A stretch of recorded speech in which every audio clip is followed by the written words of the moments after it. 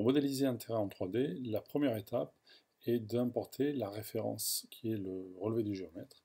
Pour cela, créons une feuille de travail indépendante que nous baptiserons géomètre et grâce à l'outil dessin, importons un relevé.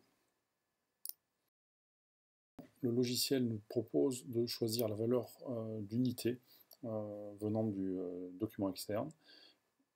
De préférence, essayons avec le mètre. Et contrôlons immédiatement si le choix initial a été bon, en contrôlant sur le côté de notre relevé la distance entre les croix de repère. Dans notre cas actuel, nous avons 20 mètres. Le mètre nous permet de mesurer que c'est bien 20 mètres qui séparent toutes nos croix de repère.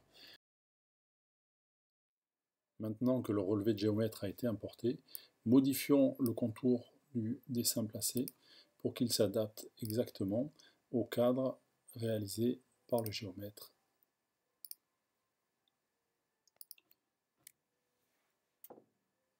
Le relevé du géomètre importé et recadré.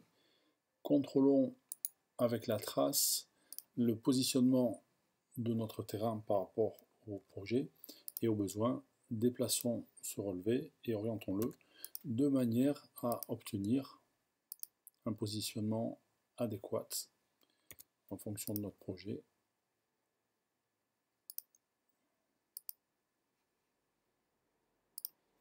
Cette première étape est terminée et elle a plusieurs avantages. Si nous sélectionnons le dessin placé et que nous contrôlons ces réglages, si les jeux de stylos sont réglés par fichier source et que les couleurs sont les couleurs originales, notre dessin présentera exactement l'aspect que lui a donné le géomètre. Le deuxième avantage de cette méthode est que ce dessin placé présente toutes les caractéristiques d'un dessin importé dans Archicad. Tous les sommets sont sensibles, les arêtes le sont aussi, et donc nous pourrons, à partir de ces sources-là, placer correctement ou même dessiner. Un autre avantage de cette méthode est que nous allons pouvoir récupérer les données qui nous intéressent pour modéliser notre terrain en 3D. Avant cela, puisque le relevé de géomètre est placé correctement et en position par rapport à notre projet, profitons-en pour verrouiller ce dessin de manière à ne pas le déplacer par inadvertance. Cette action faite, sélectionnons notre dessin à nouveau, copions-le et revenons dans notre maquette 3D, dans l'étage dédié au terrain, pour coller cet import à son emplacement original en zoomant sur le collage. Le logiciel réimporte notre document une deuxième fois. Sélectionnons notre dessin et via le menu édition, déverrouillons-le. Une fois le dessin déverrouillé, nous allons simplement recadrer les bords du relevé de géomètre de manière à ne laisser apparent que les parties de ce relevé qui nous intéressent. Cette phase est importante puisque nous allons récupérer les données dessinées et que elles vont nous servir bien sûr de base à notre modélisation en 3D. Si certaines informations ne nous intéressent pas, libre à nous d'introduire des points dans le contour de ce dessin placé, de manière à ne laisser apparent strictement que les informations qui nous importent. L'étape suivante consiste, via le menu Édition, à décomposer le dessin placé dans la vue courante en prenant soin à régler correctement le menu qui nous est proposé. Nous ne conserverons dans ce cas-là que les primitives de dessin et nous éviterons d'importer les calques d'origine de manière à conserver une structure de calque intacte. Les données qui nous intéressent étant maintenant présentes en tant que lignes, texte et différentes hachures, la première étape va être de se débarrasser, grâce à la fonction chercher sélectionner, des informations qui ne nous intéressent pas. Dans un premier temps, nous allons simplement supprimer la totalité des textes présents, et pour cela, nous devons impérativement suspendre les groupes, utiliser la pipette sur un texte, et grâce au bouton sélectionner les éléments, supprimer l'ensemble des textes.